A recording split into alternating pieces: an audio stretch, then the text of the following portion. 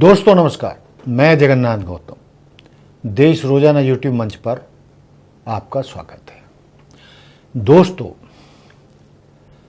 भाजपा की राजनीति में अब एक बहुत बड़ा परिवर्तन हो गया है। वो परिवर्तन क्या है?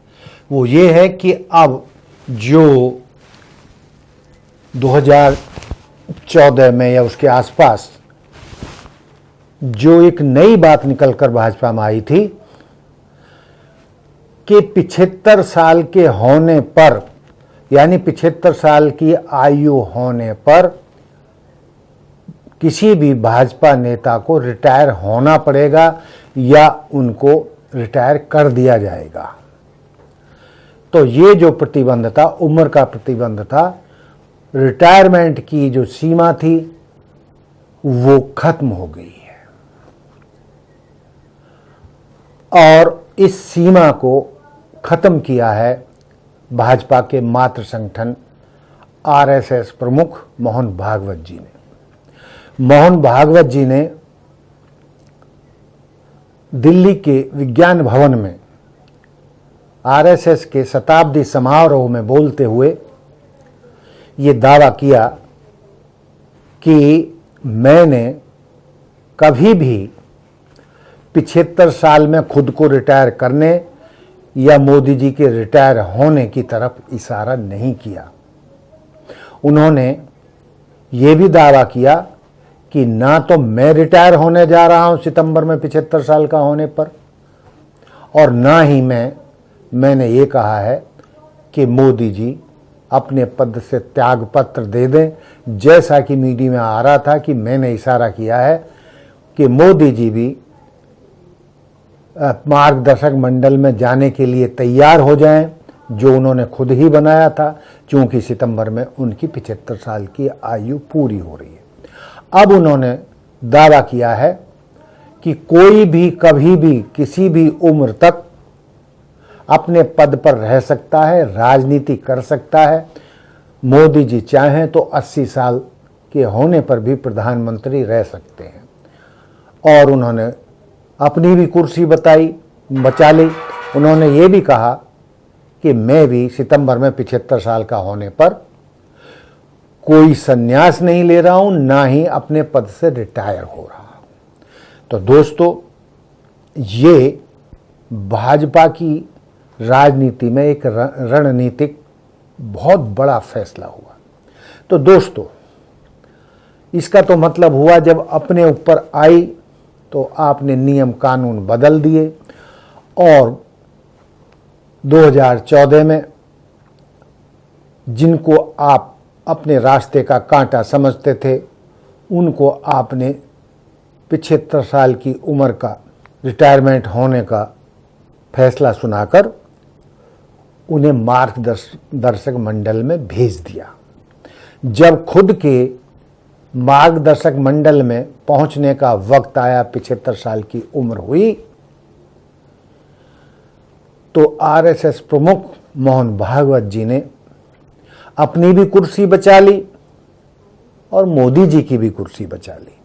तो अब सवाल ये पैदा होता है कि भाई, आपने उन नेताओं के साथ जो भाजपा के जड़ थी, नींव थी, जिन्होंने अपने खून पसीने से भाजपा को बनाया था, सींचा था और बुलंदियों पर पहुंचाया था, तो उन एल के अडवाणी जी के साथ ये जुल्म क्यों किया गया?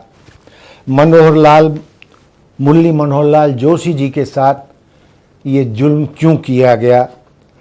आप कह सकते हैं कि अटल बिहारी वाजपेयी जी के साथ भी ये जुल्म हुआ, और ज़्यादा आयु का हवाला देकर इन सब को मार्गदर्शक मंडल में भेज दिया गया, यानी राजनीति से रिटायर कर दिया गया।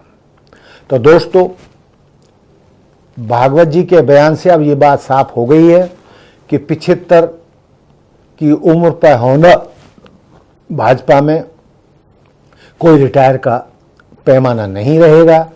यानी अब मार्गदर्शक मंडल खत्म, और मार्गदर्शक मंडल में ना किसी को जाने की जरूरत है ना रहने की जरूरत है, अब उसके कोई माने नहीं रहे। तो ये अपने आप में बहुत बड़ा धमाका भागवत जी ने कर दिया है। अब सवाल ये पैदा होता है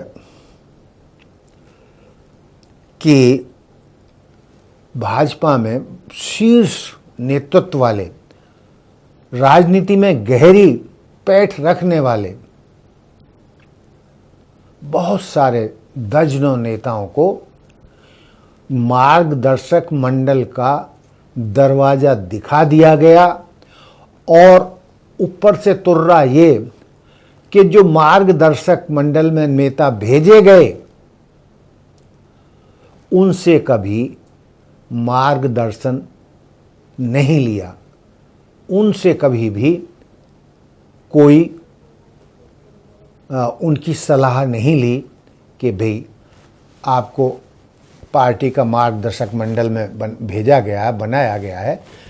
तो कोई नियम कानून नहीं रहा, 10-11 साल हो गए कि जिन नेताओं को मार्गदर्शक मंडल में भेजा गया उनसे कभी कोई सलाह ली गई हो। फिर मार्गदर्शक मंडल का नाम क्यों दिया गया जब उनसे कोई सलाह ही नहीं लेनी थी, कोई मार्ग में आने वाले रोड़ों के बारे में कोई समस्याओं का समाधान ही नहीं पूछना था। तो दोस्तों, कहने का तात्पर्य ये है कि राजनीति बड़ी टेढ़ी चीज़ है, और यदि मैं गैर संसदीय भाषा में कहूँ तो राजनीति बड़ी कुत्ती चीज़ है। इसमें कोई किसी का कोई सगा नहीं है, इसमें सिर्फ अपने स्वार्थ काम करते हैं।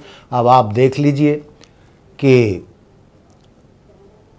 जब तक मोदी जी शासन में रहे हैं, 11 साल हो गए, 12वां साल चल रहा है, तो जब उनका नंबर आया तो भागवत जी ने और मोदी जी ने मिलकर अपना रास्ता साफ कर लिया और अपनी कुर्सी बचा ली। इसी को कहते हैं राजनीति। यानी राजनीति का शाब्दिक अर्थ ही है राज करने की नीति। येन क्रेन प्रकेण, कुर्सी पर कैसे कब्जा बनाया रखा जाए, यही राजनीति होती है। तो दोस्तों, ये था मेरा आज का मुद्दा कि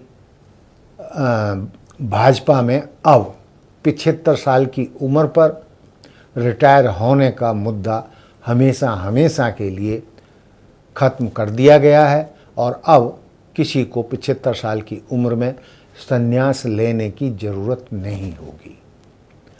अब हम आम भाषा में देखें तो ये बड़ी छोटी सी बात लगती है, लेकिन राजनीतिक स्तर पर देखें तो ये भाजपा की राजनीति में एक बहुत बड़ा फैसला लिया गया है। ये कितना सही है कितना गलत है ये तो संघ विचार करेगा, या भाजपा के नेता या कार्यकर्ता पर हम फैसला छोड़ देते हैं कि पहले तो ये फैसला क्यों लिया गया, और जब अपनी कुर्सी की बात आई तो अपनी कुर्सी बचाने के लिए मार्गदर्शक मंडल का दरवाजे हमेशा के लिए बंद कर दिए गए। तो दोस्तों, ये था मेरा आज का मुद्दा। देखते रहिए देश रोजाना। हमारे साथ जुड़े रहने के लिए सब्सक्राइब करें देश रोजाना के YouTube चैनल को, और नई वीडियो की नोटिफिकेशन पाने के लिए बेल आइकन जरूर दबाएं। अगर आप ये वीडियो Facebook या Instagram पर देख रहे हैं तो पेज को लाइक और फॉलो जरूर करें, और ज्यादा से ज्यादा शेयर करें।